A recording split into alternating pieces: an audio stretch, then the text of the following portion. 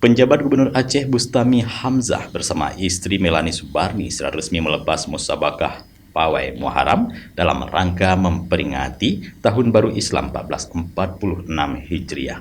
Acara ini berlangsung di lapangan Blang Padang pada Minggu 21 Juli 2024.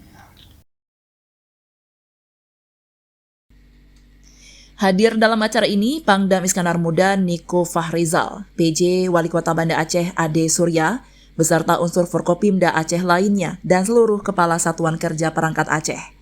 Musabakah Pawai Muharram yang digelar pemerintah Aceh melalui Dinas Syariat Islam ini diikuti oleh 120 grup siswa sekolah dari tingkat PAUD, TK, SD, SMP, dan SMA sederajat, dengan total peserta mencapai 3.600 orang.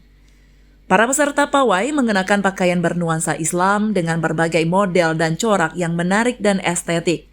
Mereka mengumandangkan selawat badar sambil menyusuri rute pawai sepanjang 3 km dalam wilayah kota Banda Aceh.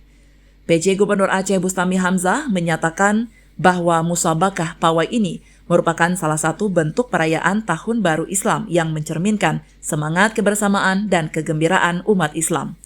Ia mengajak seluruh masyarakat untuk menjadikan peringatan Tahun Baru Islam sebagai momentum untuk meningkatkan keimanan dan ketakwaan kepada Allah Subhanahu wa Ta'ala, serta memperkuat ukhuwah Islamiyah.